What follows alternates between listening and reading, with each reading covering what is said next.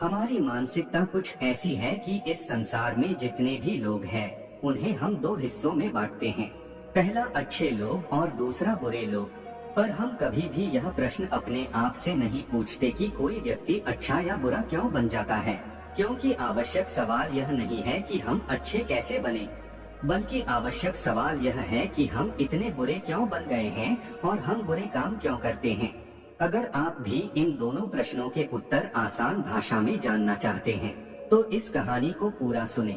एक नगर में एक बहुत बड़ा शातिर चोर रहा करता था और उस चोर के बारे में जानते तो सब थे, पर आज तक उसे कोई पकड़ नहीं पाया था।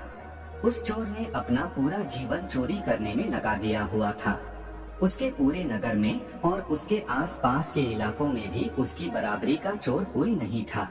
उस चोर का एक बेटा भी था, जिसे वह अपनी तरह एक शातिर चोर बनाना चाहता था।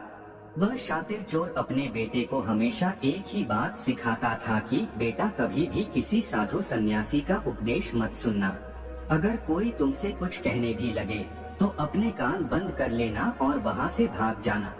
उस चोर का बेटा उसकी इस बात को बचपन से ही सुनता आ रहा था, जिसके कारण उसके मन में यह बात बैठ गई थी। क्योंकि उस लड़के का पूरा ध्यान चोरी करने पर ही था, इसीलिए वह भी अपने पिता की तरह एक शातिर चोर बन जाता है। हमारा ध्यान जिस भी चीज पर ज्यादा होता है, हम उस चीज में माहिर हो जाते हैं।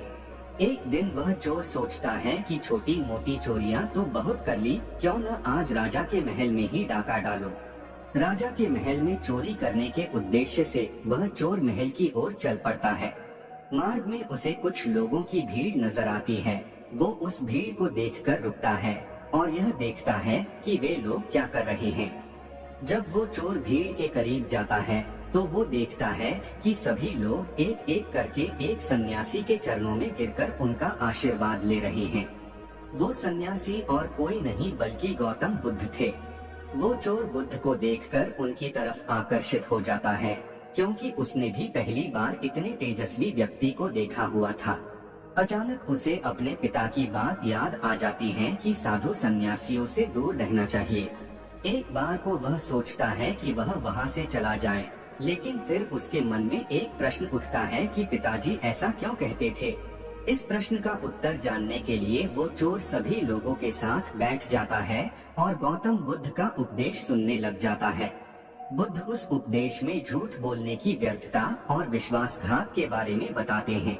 उपदेश समाप्त होने के बाद वहाँ बैठे सभी लोग अपने अपने घर चले जाते हैं और वो चोर भी चोरी करने के लिए महल की ओर चल पड़ता है। रास्ते में चलते हुए चोर अपने मन में सोचता है कि क्यों न आज उपदेश में कही हुई बातों को मानकर ही देख लिया जाए। उसके बाद वो चोर महल की दीवार पर से कूदकर जाने की बजाय महल के द्वार से ही अंदर प्रवेश करने लग जाता है। ऐसा करते देख महल का द्वारपाल उसे रोकता है और उससे पूछता है कि कौन हो भाई और कहाँ जा रहे हो। वो चोर द्वारपाल से कहता है कि मैं एक चोर हूँ और अंदर चोरी करने के लिए जा रहा हूँ। उस चोर की बात सुन द्वारपाल सोचता है कि महल का कोई एक नौकर होगा और मुझसे मजाक कर रहा है। वैसे भी कोई चोर अपने आप को कभी भी चोर नहीं बताता है और वो द्वारपाल उस चोर को महल के अंदर जाने के लिए प्रवेश करने दे देता है। महल में प्रवेश करने के बाद वो चोर उस तिजोरी तक पहुंच जाता है जहां पर खजाना रखा हुआ था। वो चोर उस तिजोरी को तोड़कर बहुत सारा धन अपनी पोटली में भर लेता है और जैसे ही धन लेकर वो चोर वहां से जाने लगता है तो उसे रसोई नजर आती है। महल के सभी लोग सो रहे थे, इसीलिए रसोई में उस समय कोई भी नहीं था और उस चोर को बहुत जोर से भूख लगी हुई थी। इसीलिए वो चोर रसोई में जाता है और पेट भर के खाना खाता है। भोजन करके वो चोर वहाँ से जाने लगता है। तभी अचानक उसे बुद्ध की दूसरी बात याद आ जाती है कि जिसका हमने नमक खाया है, हमें कभी भी उसके साथ विश्वासघात नहीं करना चाहिए। वो चोर मन ही मन सोचता है कि मैंने इन राजमहल वालों का नमक खाया हुआ है और अगर मैं इनके धन को चोरी करके ले जाऊंगा तो यह विश्वासघात होगा।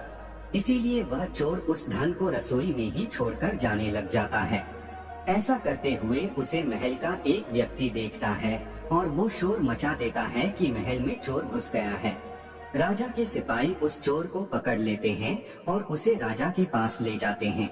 और उसके बाद राजा उस चोर से पूछता है कि जब तुमने धन को चुरा ही लिया था तो तुम उसे छोड़कर क्यों चले जा रहे थे। वो चोर कहता है कि एक सन्यासी के उपदेश के कारण।